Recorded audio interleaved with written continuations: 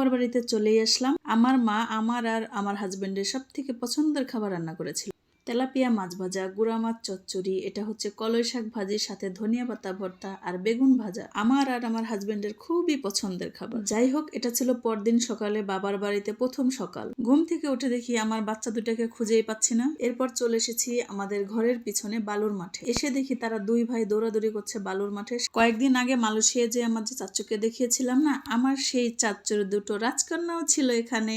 এই তো আমার সেই চাচুর দুইটা রাজকন্যা। এখানে আবার দেখি উনি পুরো গাড়ি নিয়ে এসেছে। যাই হোক, দুই ছেলেকে নিয়ে বাড়িতে চলে আসি। এসে দেখি আমার মা মাছ ভেজেছে, বেগুন ভেজেছে, কলই শাক ছিল গতকালকে, তারপরে বাদাম ভর্তা, মরিচ ভর্তা আর সাথে গরম ভাত, যেটা আমার আর আমার হাজবেন্ডের দুইজনেরই পছন্দ। যাই হোক, এদিকে আমার মা মুরগি ছাড়ার জন্য চলে এসেছে। আর এইটা হচ্ছে আমাদের সবগুলো মুরগির সওদাগর, মানে রাজা। এর হাঁটা চলাফেরা ডাক সবকিছুই আমার কাছে ভাল লাগে, মানে কেমন যেন একটা আনকমন টাইপের। এদিকে শীতের দিন আর কক ব্যাট খেলবো না সেটা কি করে হয়। আমি আর আমার ছেলে মিলে খেলা করছিলাম, তো ও পারতেছিল না, পরে আমি আবার আমার বোনের সাথেও খেলতেছিলাম। যাই হোক, এবার সওদাগর মশাইয়ের বের হওয়ার পালা। উনি দেখতে যেমন সুন্দর, ওনার হাঁটা চলাফেরা সবকিছুই সুন্দর। এরপর আমার বোন সবগুলো মুরগিকে একসাথে নিয়ে খাবারগুলো দিয়ে দিল মুরগিতে খাবার খাচ্ছে, আর ওরা দুই ভাই মিলে ওদেরকে খাবারও দিচ্ছে। ওরা তো এটা দেখে খুবই আনন্দিত যে মুরগি ওদের পিছনে পিছনে আসছে। ওরা তো এটা বুঝে না যে মুরগি তো খাবার পেলে ওদের পিছনে পিছনে যাবে, তাই না? যাই হোক, মুরগি কবুতর সব ওরা ঠোকাঠুকি করে খাচ্ছে, এটা দেখেও ভালো লাগছে। গ্রামে যেহেতু একটু শীতটা বেশি, আমার দুই ছেলে দিকে কক ব্যাট খেলছে। এদিকে দেখলাম একটা লোক এসেছে কতগুলো বেত হাতের ভিতরে নিয়ে, আর সাথে করে উনি শের বিক্রি করতেছিল। এগুলোকে কার এলাকায় কি বলে জানি না, তবে আমাদের এলাকায় এটাকে শের বলে। মানে এক শের 1 কেজি বা 2 শের 2 কেজি হয় না, তো এটা হচ্ছে 1 কেজির, সেজন্য এটাকে শের বলে। যাই হোক, এদিকে আমি আবার সেই সওদাগরকে একটু জুম করে নিচ্ছিলাম, কারণ ওনার সবকিছুই আমার ভালো লাগে।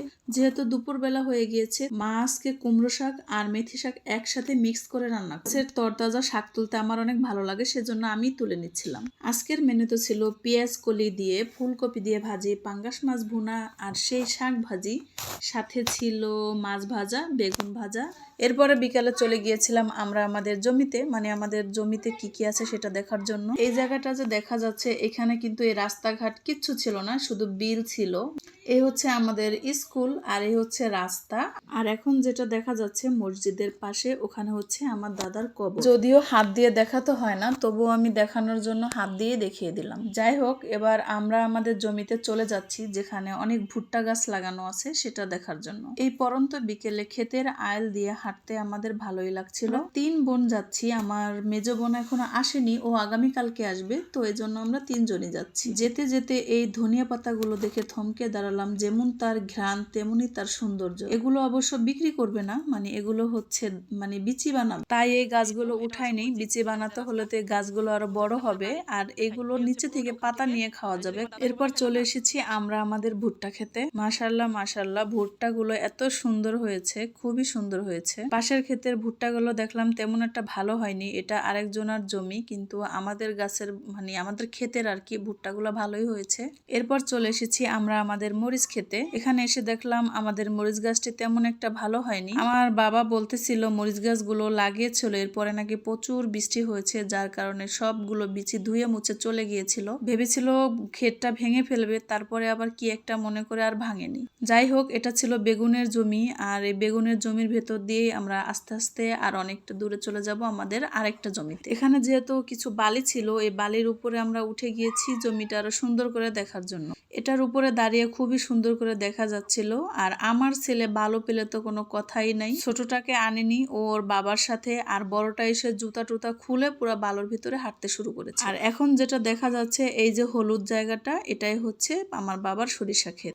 আর ওই যে আমি হাত দিয়ে দেখাচ্ছি, ওখান থেকে হেঁটে হেঁটে ওই জমি থেকে আমরা এই জমিতে আসলাম। ওই যে আমি হাত দিয়ে দেখাচ্ছি, ওখানে কিন্তু নদী, এই নদীটা কিন্তু এই যে আমি দাঁড়িয়েছি না, এখানে ছিল। এখন আস্তে আস্তে কত দূরে চলে গিয়েছে, আর কত মানুষ এখানে ঘর বেঁধেছে। যাই হোক, সন্ধ্যা প্রায় হয়ে এসেছে, মাগরিবের আজান দিয়ে দিবে, সেজন্য আমরা বাড়ির কাছে চলে এসেছি। এখানে আমাদের একবারে ঘরের সাথে এই সরিষা গাছগুলা লাগিয়েছে আমার বাবা। দেখতে এত সুন্দর এই জায়গাটা। মাগরিবের পরে আমার মা নামাজ কালাম পরে বাদাম ভাজতে শুরু করেছে, সাথে চাল ভাজা আর দেশি মসুর ডাল ভাজা। আমি তো চুলার পাড়ে বসে খাওয়া শুরু করে দিয়েছি। আমার মা বলল চলো, ঘরে গিয়ে সবাই একসাথে বসে খাবে। এরপর ঘরে গিয়ে আমরা সবাই বসে এই ভাজাগুলো খাচ্ছিলাম। যাই হোক, আজকের জন্য এই পর্যন্তই। আমরা খেতে থাকি, আপনারা ভিডিওগুলো দেখতে থাকেন। আল্লাহ হাফেজ।